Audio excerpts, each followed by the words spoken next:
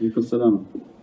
Sayyidi, what is the relationship between the cave of Ashab-e-Kahf and the cave of Sayyidina Muhammad and Sayyidina Abu Bakr as-Siddiq?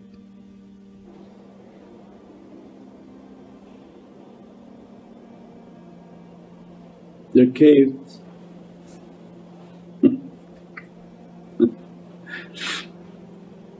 That is a symbol of entering into the heart.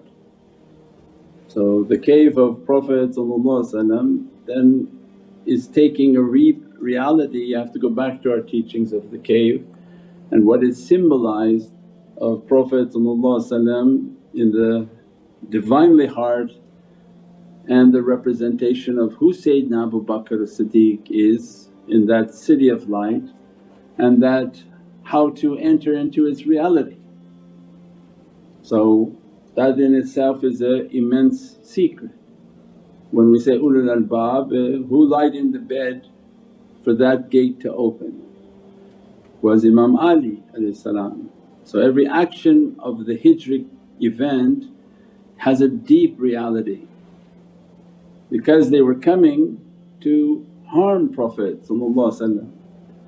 And Imam Ali as a young boy took the position of lying in the bed to imitate the presence of Prophet so that to deflect and take the harm that they wanted to cause upon himself, and let Prophet begin the Hijri and open the nation and open Madinatul Munawwarah.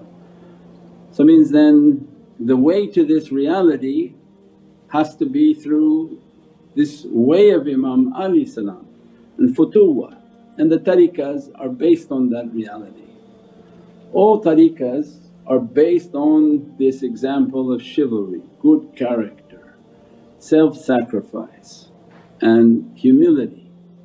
That becomes the door to the reality in the heart of Prophet, because that cave represents the heart of Prophet. So at that cave there was a spider web, there was a bird and 2 eggs, and inside the cave was Prophet and his beloved Khalil. So these all have immense symbols for anyone trying to enter the path of reality. If you're trying to enter, then you have to have futuwah, chivalry, good character. Who teaches that? These are tariqas. And then what transpired within the reality of that cave, and that has to do then with the Siddiq al-Mutlaq, the great and truthful servant and the dear friend of Prophet. All of that then has to do with the Naqshbandiyatul Aliyah and the immense realities that the Naqshbandiyah hold for these understandings. And that's why when we started tonight there's an actual curriculum.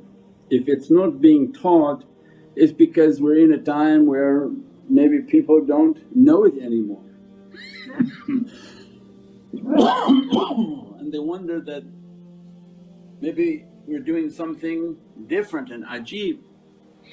But in reality it was on every block of every tariqah. All tariqahs when Muharram would open they would talk about Bab al-Tawbah. When Safar would open they would talk about Sayyidina Khidr and Nabi Musa.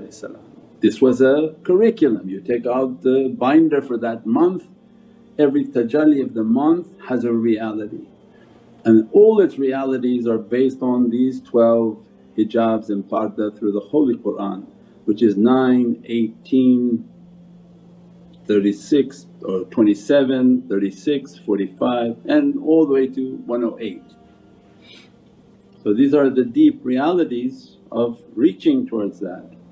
Ashab al-Kahf come as a placeholder in time to teach us again that run from the oppression of people whom calling theirselves ilah.